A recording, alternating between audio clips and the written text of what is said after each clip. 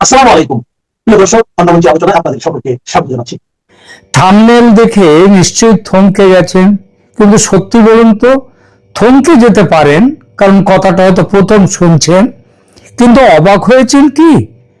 Tarique Rahman 700 million dollar বা 70 কোটি dollar ঘুষের বিনিময়ে রফা করেছেন কিছু প্রকল্প চীনের সঙ্গে। কোন কোন প্রকল্প?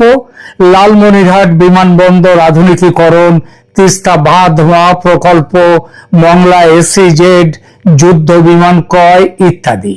কবে হয়েছে এই রফা? সম্প্রতি চীন সফরে গিয়ে। ঘুষের টাকা দেয়া নেওয়া হয়েছে কি? আগে হ্যাঁ। এত বড় চুক্তি এমওইউ স্বাক্ষর হলো কোনো অগ্রিম পেমেন্ট ছাড়া? আরে একটু বৌনি তো করতে হয়, আর বৌনি ছাড়া কি কোনো কাজ হয়? এমন খবর কিন্তু খুব গোপনে হলেও উড়ছে বাতাসে। বিশ্বাস করবেন কিনা আপনার ব্যাপার। বিশ্বাসে মিলায় বস্তু, তর্কে বহুদূর। সত্যি বলতে কি, আমিও প্রথমটায় বিশ্বাস করিনি। পাল্টা প্রশ্ন করেছিলাম, প্রমাণ কোথায়? উত্তর পেয়েছিলাম, প্রমাণ বাংলাদেশের ইতিহাসে, প্রমাণ তারেক রহমানের পুরনো রেকর্ডে। অতঃপর খুঁজতে হলো বাংলাদেশের ইতিহাস, খুঁজতে হলো তারেক রহমানের রেকর্ড। বলছি সে কথা। বাংলাদেশের শাসকের বিরুদ্ধে ঘুষ নেয়া ও আর্থিক দুর্নীতির অভিযোগ নতুন নয়। বঙ্গবন্ধু নমস্য ব্যক্তি, তার বিরুদ্ধে ঘুষের অভিযোগ ওঠার প্রশ্নই ছিল না। জিয়াউর রহমান সম্পর্কে অনেকে একথা সে কথা বলে বটে, তবে আর্থিক দুর্নীতি বা ঘুষ খাওয়ার স্পষ্ট কোনো অভিযোগ বা মামলা নেই জিয়াউর রহমানের বিরুদ্ধে। কিন্তু তারপর থেকে ঘুষ দুর্নীতির অভিযোগ থেকে মুক্ত এমন কোন শাসক নেই বাংলাদেশে। খেয়াল করবেন, আমি কিন্তু চূড়ান্ত রায় দিইনি, শুধু বলেছি অভিযোগ। কে চোর আর কে চোর নয় সেটা বলবেন আপনারা। আমি শুধু বলছি, বাংলাদেশের স্বাধীনতার পর থেকে হুসেইন মোহাম্মদ এরশাদ, খালেদা জিয়া এবং শেখ হাসিনার মতো শীর্ষ রাষ্ট্র সরকার প্রধানরা ঘুষ ও আর্থিক দুর্নীতির অভিযোগে অভিযুক্ত হয়েছেন, আইনি প্রক্রিয়ার মুখোমুখি হয়েছেন। 1990 সালে ক্ষমতাচ্যুত হওয়ার পর সাবেক রাষ্ট্রপতি হুসেইন মোহাম্মদ এরশাদের বিরুদ্ধে জাপানি রাডার কেনা সহ বেশ কয়েকটি ক্ষমতার অপব্যবহার ও দুর্নীতির মামলা হয়। আদালত তাকে কয়েকটি মামলায় দোষী সাব্যস্ত করে কারাদণ্ড দেয় এবং তিনি দীর্ঘদিন কারাবাস করেন।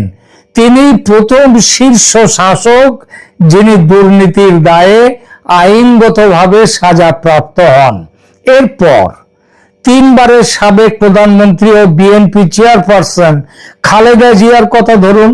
তার বিরুদ্ধে জিয়া অরফানেজ ট্রাস্ট ও জিয়া চ্যারিটেবল ট্রাস্টের অর্থ আত্মসাতের অভিযোগে মামলা হয়েছিল।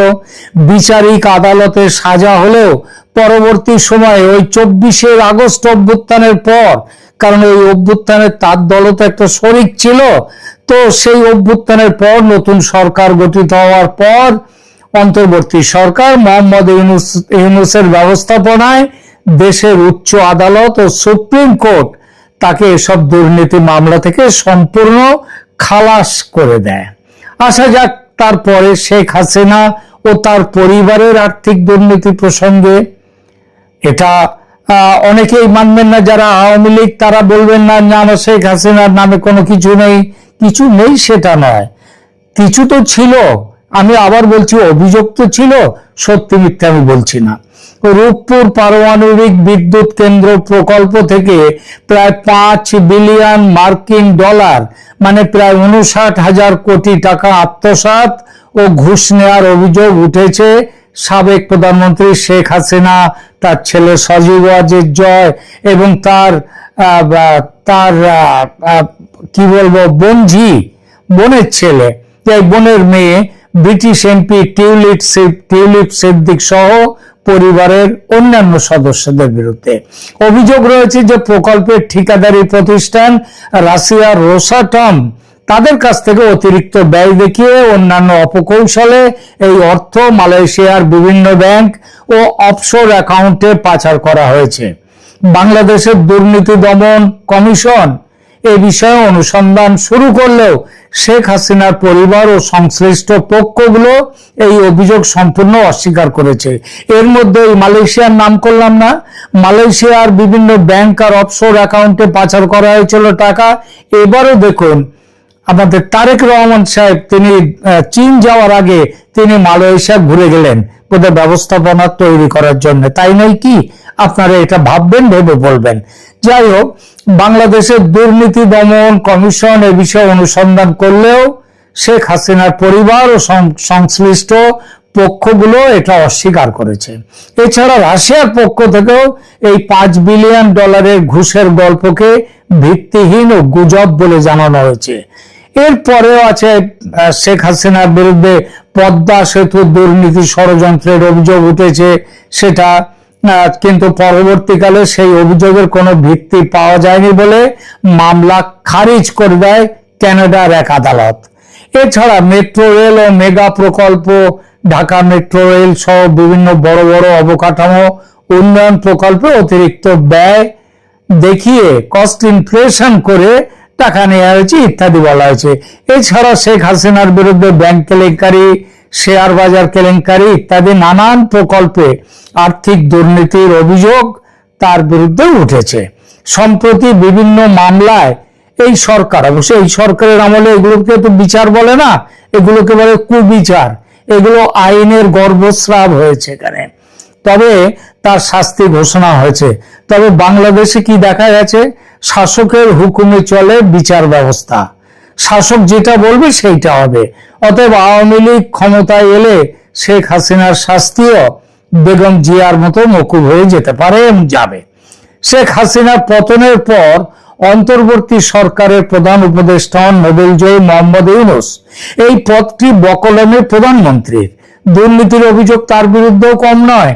প্রধান উপদেষ্টা হওয়ার আগে তার বিরুদ্ধে অভিযোগ ছিল গ্রামীণ টেলিকমের শ্রমিক ও কর্মচারীদের চাকরি স্থায়ী না করা, শ্রমিকদের জন্য কল্যাণ তহবিল গঠন না করা, নিয়ম অনুযায়ী যেটা করা উচিত ছিল, কোম্পানির নিট মুনাফার 5% শ্রমিকদের মাঝে বন্টন করার কথা, সেটাও করেননি, বরং তিনি আমেরিকায় গিয়ে সেখানকার ডেমোক্র্যাটদেরকে প্রচুর টাকা দিয়েছেন এবং নিজের সম্পত্তি বাড়িয়েছেন।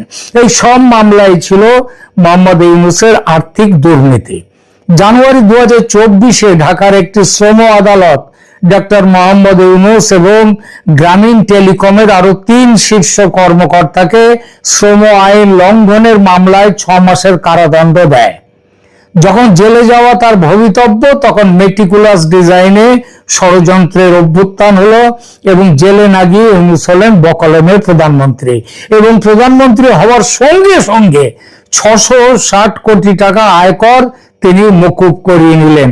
এটাকেও বাংলা কথায় বলে ভয়ঙ্কর আর্থিক দুর্নীতি। ইউনূস ছিলেন রাষ্ট্রপতির প্রধান উপদেষ্টা। আসলে অন্তর্বর্তী সরকারের প্রধান হচ্ছেন স্বয়ং রাষ্ট্রপতি মোহাম্মদ শাহাবুদ্দিন চুপ্পু। তিনি 3 দিন আগে পদত্যাগ করেছেন আর তার সঙ্গে সঙ্গে দুর্নীতির মামলা রুজু হয়ে গেছে তার বিরুদ্ধে। কমপ্লেন কে করেছেন? বাংলাদেশ আজাদ পার্টির president lieutenant colonel retired Hasinur Rahman এবং রাষ্ট্র সংলাপ ফোরামের central committee member secretary AI নূর মোহাম্মদ আয়াস। শোনা যাচ্ছে তারেক সরকারের সাথে কোনো মামলা মোকদ্দমা হবে না তার বিরুদ্ধে, এমন এক সমঝোতা করে তিনি পদত্যাগটা করেছেন। এবার আসুন একেবারে বর্তমান প্রধানমন্ত্রী জনাব তারেক জিয়া। 2001 থেকে 2006 সাল পর্যন্ত বিএনপি জামাত জোট সরকারের আমলে ঢাকার বনানীতে তারেক রহমানের যে রাজনৈতিক কার্যালয় ছিল হাওয়া ভবন, সেটা ছিল ক্ষমতার সমান্তরাল কেন্দ্র এবং ব্যাপক দুর্নীতির আঁতুড়ঘর হিসেবে শুধু দেশে নয় দেশ বিদেশ সর্বত্র পরিচিত হয়েছিল। তারেক রহমানের কি নাম হয়ে গিয়েছিল তখন? 10%। মানে যে চুক্তি হোক না কেন, যে অর্ডার হোক না কেন, তার 10% তাকে দিতে হবে। আরেকজন 10%-এর নাম বাংলাদেশের বর্তমান বাবা পাকিস্তানের, সেখানে রয়েছে, তার নাম হচ্ছে বেনজির ভুট্টোর স্বামী আসিফ জারদারি, যিনি এখন পাকিস্তানের প্রেসিডেন্ট, তারও নাম ছিল 10%। সেই তারেক জিয়া আজ দেশের প্রধানমন্ত্রী। কবি নজরুলের সেই কবিতাটা মনে আছে? বিড়াল বলে মাছ খাবো না, আঁশ ছবো না, কাশি যাব, বিড়াল মাছ খাবে না। তো তারেক সাহেব যদি বলেন ঘুষ নেব না, ক্যাশ ছবো না, কেউ বিশ্বাস করবে নাকি বিশ্বাস করা যায়?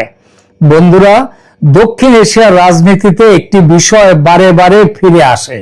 যখনই কয়েক বিলিয়ন ডলারের বড় প্রকল্প, প্রতিরক্ষা ক্রয় বা বিদেশি বিনিয়োগের ঘোষণা হয়, তখন একটি প্রশ্ন ঘুরতে শুরু করে, এই প্রকল্পগুলোর আড়ালে কত টাকা কিকব্যাক বা কমিশনের খেলা চলেছে।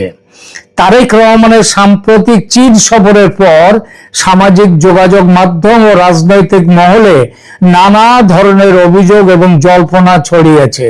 এমনকি বিভিন্ন অঙ্ক প্রচার করা হচ্ছে। তবে এই 700 মিলিয়ন ডলার অঙ্কটা, এটা বিষয়টা সেইখান থেকে এসছে। কিন্তু প্রশ্ন হলো, এসবের কতটা তথ্য আর কতটা রাজনৈতিক প্রচার? হতেই পারে, দুটোই হতে পারে। কোন এটাও সত্যি হতে পারে, ওটাও সত্যি হতে পারে। আজকের আলোচনায় আমরা কোনো ব্যক্তির বিরুদ্ধে অপ্রমাণিত অভিযোগকে সত্য বলে ধরবো না, বরং দেখব কেন এমন অভিযোগ ওঠে, কিভাবে সেগুলো যাচাই করা হয় এবং আন্তর্জাতিক কূটনীতিতে এগুলোর গুরুত্ব কতটা। প্রথমে দেখি কি ঘটেছে। চীনে বাংলাদেশের প্রধানমন্ত্রী গেলেন সাম্প্রতিক সফরে এবং অনেকগুলো সমঝোতা স্মারক, যেটাকে মেমোরান্ডাম অফ আন্ডারস্ট্যান্ডিং বলা হয়, সেই স্বাক্ষর করলেন। বিনিয়োগ, অবকাঠামো সহযোগিতার ঘোষণা হলো। তিস্তা নদী ব্যবস্থাপনা, বন্দর, মংলা বন্দর, শিল্পাঞ্চল সংযোগ ব্যবস্থা এবং অন্যান্য উন্নয়ন প্রকল্প নিয়ে দুই দেশের মধ্যে সহযোগিতা আরো বাড়ানোর কথা বলা হয়েছে। এগুলো অনেকগুলো এখনো মৌ, অর্থাৎ ভবিষ্যৎ সহযোগিতার কাঠামো, প্রকল্পের অর্থায়ন, দরপত্র, চূড়ান্ত চুক্তি এবং বাস্তবায়ন, এসব ধাপ এখনো বাকি। এবার দিকে অভিযোগটা কেন ওঠে? দেখুন, বিশ্বব্যাপী বড় অবকাঠামো প্রকল্পে দুর্নীতির অভিযোগ নতুন নয়। লাতিন আমেরিকায় ওডেব্রেক্ট কেলেঙ্কারি আমরা জানি। আফ্রিকার বিভিন্ন অবকাঠামো প্রকল্প, মালয়েশিয়ার 1MDB, এসব ঘটনায় দেখা গেছে। কিছু ক্ষেত্রে বড় প্রকল্পের সঙ্গে অবৈধ কমিশন বা রাজনৈতিক প্রভাবের অভিযোগও সত্য বলে প্রমাণিত হয়েছে। এই ইতিহাসের কারণে যখনই বহু বিলিয়ন ডলারের প্রকল্প ঘোষণা হয়, তখন সাংবাদিক, বিরোধী দল, সুশীল সমাজ এবং আন্তর্জাতিক সংস্থাগুলো স্বাভাবিকভাবেই প্রশ্ন তোলে। আর দেশটার নাম যেহেতু বাংলাদেশ, তাই সন্দেহ স্বাভাবিক। আবার যেহেতু তারেকের সঙ্গে এই লেনদেনের আরেক প্রান্তে আছে চীন, তাই সন্দেহটা আরো জোরদার। কারণ চীনের বিরুদ্ধে পৃথিবীর বিভিন্ন দেশে শাসকদের ঘুষ দিয়ে প্রভাব বাড়াবার, প্রকল্প হাতাওয়ার অভিযোগ আগে বহুবার উঠেছে। চীনা রাষ্ট্রায়ত্ত কোম্পানি বা চীনা প্রতিষ্ঠানের বিরুদ্ধে বিভিন্ন দেশে ঘুষ, দুর্নীতি, অস্বচ্ছ দরপত্র বা প্রভাব খাটানোর অভিযোগ বহুবার উঠেছে। কিছু ক্ষেত্রে তদন্ত হয়েছে, কিছু ক্ষেত্রে শাস্তিও হয়েছে, আবার অনেক অভিযোগ প্রমাণ না করে বন্ধ করে দেওয়া হয়েছে। এই বিষয়ে কয়েকটি উল্লেখযোগ্য উদাহরণ আপনাদের সামনে রাখি। জর্জিয়ায় China railway construction corporation CRCC 2019 সালে চীনের রাষ্ট্রায়ত্ত নির্মাণ সংস্থা CRCC এবং তাদের সহযোগী প্রতিষ্ঠানগুলিকে বিশ্ব ব্যাংকের অর্থে অর্থায়িত একটি প্রকল্পের দরপত্র প্রক্রিয়ায় প্রতারণামূলক তথ্য দেওয়ার কারণে নিষিদ্ধ করা হয়েছিল সাময়িকভাবে। এটা ঘুষ খাওয়ার রায় নয়, তবে আর্থিক দুর্নীতি। আন্তর্জাতিক প্রকল্পে অনিয়মের একটা গুরুত্বপূর্ণ নজির বেল্ট অ্যান্ড রোড। এই প্রকল্প বিশ্বব্যাংক তাদের বিশ্লেষণে বলেছে যে বড় অবকাঠামো প্রকল্পে দুর্নীতির ঝুঁকি স্বাভাবিকভাবে বেশি এবং BRI প্রকল্পগুলোতে, যেটা চীনের, তাদের স্বচ্ছতা ও ক্রয় প্রক্রিয়া উন্নত হওয়া প্রয়োজন। তবে বিশ্বব্যাংক বলেছিল BRI এ অনেক প্রকল্প প্রশ্নের অবকাশ রাখে। হুয়াওয়ে এবং ইউরোপীয় পার্লামেন্ট তাদের কথাটা শুনুন। বেলজিয়ামে ইউরোপীয় পার্লামেন্টের কিছু সদস্যকে ঘুষ দেওয়ার অভিযোগে হুয়াওয়েকে মানে চীনের কোম্পানি ধীরে তদন্ত হয়েছে, সেই তদন্ত এখনো চলছে, অনেক প্রমাণ পাওয়া গেছে, এখনো চূড়ান্ত বিচার হয়নি। এছাড়া বহু গবেষক ও নীতি নির্ধারণী প্রতিষ্ঠান বিআরআই প্রকল্পগুলোতে অস্বচ্ছ ঋণ, দরপত্রের সীমিত প্রতিযোগিতা এবং রাজনৈতিক প্রভাব নিয়ে উদ্বেগ প্রকাশ করেছে। তবে এই সমালোচনা থেকে প্রতিটি প্রকল্পে ঘুষ হয়েছে এমন কিছু নাই, কিন্তু চীনাদের মধ্যে ঘুষের সম্ভাবনাটা খুব বেশি। অর্থাৎ চীনা বিনিয়োগকে ঘিরে বিশ্বের বিভিন্ন দেশে বারবার দুর্নীতির অভিযোগ উঠেছে। বাংলাদেশ কিভাবে তাহলে স্বচ্ছতা নিশ্চিত করতে পারে? এখন স্বচ্ছতা নাই হতে পারে। এবং মনে রাখতে হবে, কয়েকদিন আগে পর্যন্ত যখন তারেক রহমান আমেরিকায় লন্ডনে থাকতেন, তখন এখানে এই জামাত, এনসিপি এরা স্লোগান দিয়েছে, চারদিকে ছড়া শুনিয়েছে যে কি করে ওখানে খরচ চলছে, তার এখান থেকে টাকা তুলছে, ইংল্যান্ডে পাঠাচ্ছে তারেক রহমানকে বিএনপি। এটা বলেছিল, আমার কথা নয়, আপনাদের হয়তো মনে আছে। এবার আসি এই প্রসঙ্গ ছেড়ে সার্জিও গোরের সফর নিয়ে কি বলা যায়। সার্জিও গোর কাল পরশুর মধ্যেই আসছেন বাংলাদেশে। মার্কিন দূত সার্জিও গোর বাংলাদেশে আসছেন এইসব অভিযোগগুলো খতিয়ে দেখতে, চীনের সাথে কি ধরনের সম্পর্ক করেছে, কি ধরনের চুক্তি করেছে, এই চুক্তির আগা পাঁচতলা সব দেখবার জন্য আসছে। কিন্তু এবং এই দাবি কিন্তু অনেক জায়গা থেকে উঠছে। যারা জানা গেছে তা হলো, সার্জিও গোর তো পরিষ্কারভাবে বলেননি যে তিনি কি করতে আসছেন। 3 দিন থাকবেন, 3 দিন থাকবেন এবং 3 দিন তিনি কি করবেন তার আলোচ্য সূচিতে রয়েছে আঞ্চলিক নিরাপত্তা, অর্থনৈতিক সহযোগিতা, রোহিঙ্গা সংকট এবং বৃহত্তর কৌশলগত সম্পর্ক। এগুলো প্রকাশ্য, কিন্তু অপ্রকাশ্য অনেক কিছু আছে, সেটা আমাদের মাথায় রাখতে হবে। বড় প্রকল্পে দুর্নীতি হয় না এ কথা ইতিহাস কখনো বলে না। সঠিক অবস্থান হলো দুর্নীতি হওয়ার প্রচুর সম্ভাবনা এবং হতেও পারে। বন্ধুরা, গণতন্ত্রের প্রশ্ন তোলা জরুরি। তারেক রহমানের ব্যাপার নিয়ে আজকে প্রশ্ন কিন্তু উঠে গেছে। $700 মিলিয়ন, অঙ্কটা খুব কম নয়। এই অভিযোগ পরে প্রমাণ হবে, কিন্তু দেশটার নাম যেহেতু বাংলাদেশ, তাই শেষ পর্যন্ত বিচার কোথায় গিয়ে শেষ হবে, কার কথায় বিচার কোথায় দাঁড়িয়ে যাবে, এটা কেউ বলতে পারে না, তাই না? আজকের মতো এখানেই রাখছি। কেমন লাগলো আমাদের আজকের এই প্রতিবেদন বলবেন, কমেন্ট করবেন এবং শেয়ার করবেন ভালো লাগলে এই প্রতিবেদন। এবং অবশ্যই যারা এখনো সাবস্ক্রাইব করেননি তাদেরকে বলবো সাবস্ক্রাইব করতে। ধন্যবাদ।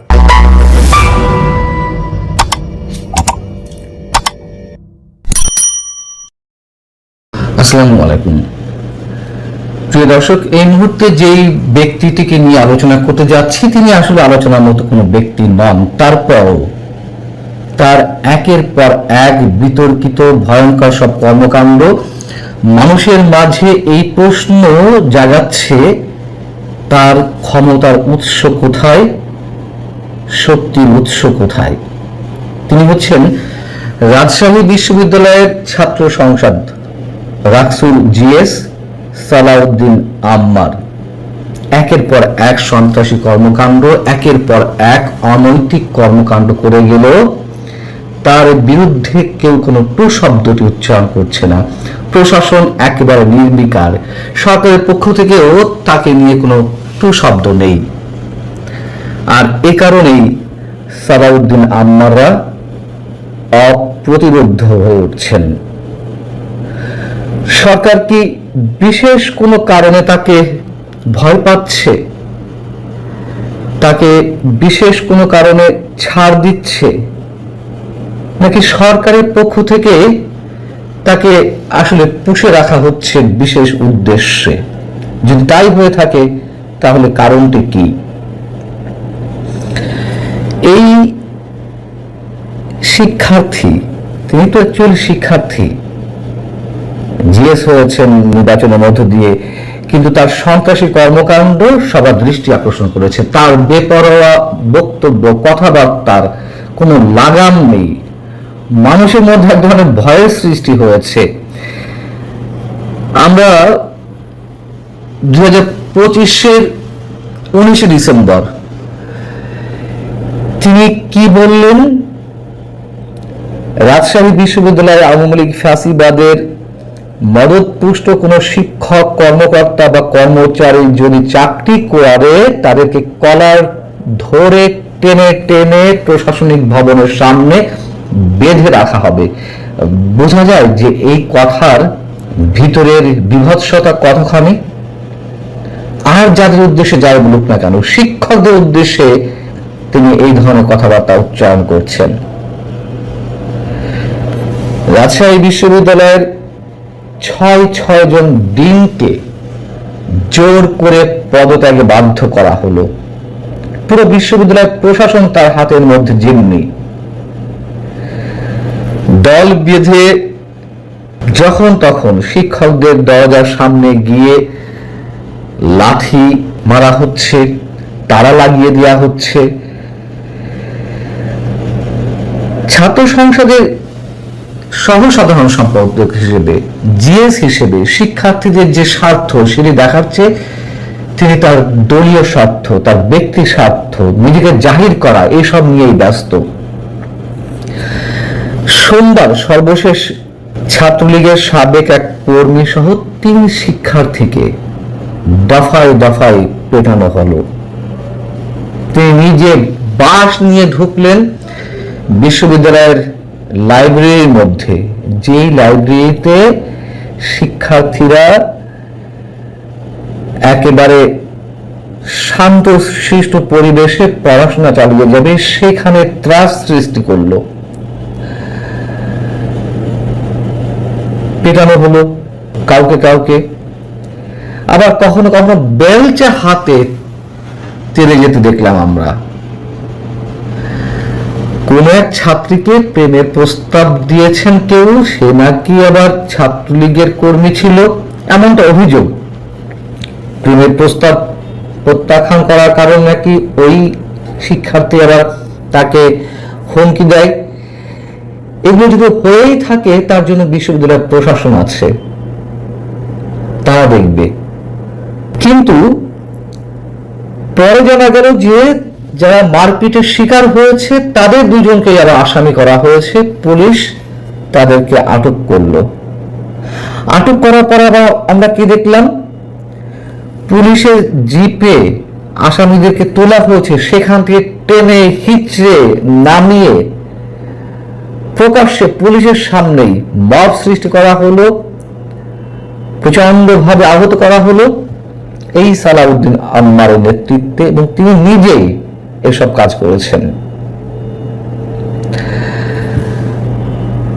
এই সালাউদ্দিন আম্মার রাজশাহী বিশ্ববিদ্যালয়ের বৈষম্য বিরোধী ছাত্র আন্দোলনের নাকি একজন সমন্বয়ক ছিলেন। কি বৈষম্যটা দূর করছে তারা, চারিদিকে সন্ত্রাসের আবহ তৈরি করে ভয়ের রাজত্ব তৈরি করছে, অথচ তাদের বিরুদ্ধে কোনো ব্যবস্থা নেই। প্রথমে যেটি বলছিলাম যে বিএনপি কি ইচ্ছাকৃতভাবে তাদেরকে পুষে রাখছে,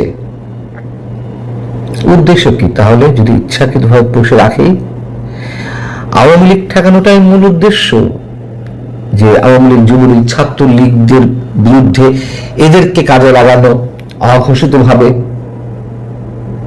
নাকি অন্য কোনো দুর্বলতা রয়েছে? আর যদি আওয়ামী লীগ ঠেকানোটাই মূল উদ্দেশ্য হয়ে থাকে, সেটি অবশ্যই বিএনপির জন্য বুমেরাং হবে। একথা বারবার বলে আসছি। জামাত শিবিরকে যেভাবে স্পেস দেওয়া হচ্ছে বিএনপির পক্ষ থেকে, শুধুমাত্র বক্তব্য বিবৃতিতে আমরা দেখি কখনো কখনো তুমুল বিরোধিতা শুধুমাত্র ওই সংস্কার ইস্যুতে বা 71 ইস্যুতে। কিন্তু সেই 71 ইস্যুতেও যে এত সব নোংরা শব্দ, এত সব বিতর্ক ছড়ানো হচ্ছে, সেটিরও স্পষ্ট কোনো জবাব নেই। যা ইচ্ছে তাই বলে যাচ্ছে। এবং এই জামাত শিবিরি, এই সালাউদ্দিন আম্মাররা একসময় বিএনপির জন্য কতটা হুমকি হবে সে নিঃসন্দেহে বিএনপি এখনো পর্যন্ত বুঝতে পারছে না। অথবা যদি এভাবে বলি যে রাজনৈতিক জায়গা থেকে, রাজনৈতিক বিবেচনা থেকে জামাত শিবির দলগতভাবে ছাড় পাবে বা তাদেরকে ছাড় দেবে, এক ধরনের রাজনৈতিক খেলা চলবে, সেটি অন্যরকম হিসেব হতে পারে। কিন্তু ব্যক্তি পর্যায়ে সালাউদ্দিন আম্মারদের যেভাবে ছাড় দেওয়া হচ্ছে, এটি কত বড় দুর্বলতার লক্ষণ তা আমরা নিশ্চয়ই উপলব্ধি করতে পারছি। সর্বোপরি শিক্ষার পরিবেশটা কোথায় যাচ্ছে, এটা তো একজন সালাউদ্দিন আম্মার নিয়ে কথা বলছি, সারা দেশেই তো কম বেশি এই অবস্থা। এবং এই যে যারা হঠাৎ করে গজিয়ে উঠলেন, নেতা হয়ে গেলেন, বিপ্লবী হয়ে গেলেন, তারা জাতীয় পর্যায়ের নেতাদেরকে কিভাবে আন্ডারমাইন করছে, কিভাবে তাদের উদ্দেশ্যে নোংরা সব শব্দ ইউজ করছে, খোদ প্রধানমন্ত্রীকেও তো তারা ছাড়ছেন না। এটা কি বিএনপির উদারতা হিসেবে ধরে নেব আমরা? প্রশ্ন ওঠে না। এবং এই যে রাজনীতির পরিবেশ দূষিত হচ্ছে, ভয়ঙ্করভাবে দূষিত হচ্ছে, এই দূষণ বিএনপির গায়ে গিয়ে বাঁধবে, এটা নিশ্চিত। ভালো থাকুন সবাই, আল্লাহ হাফেজ।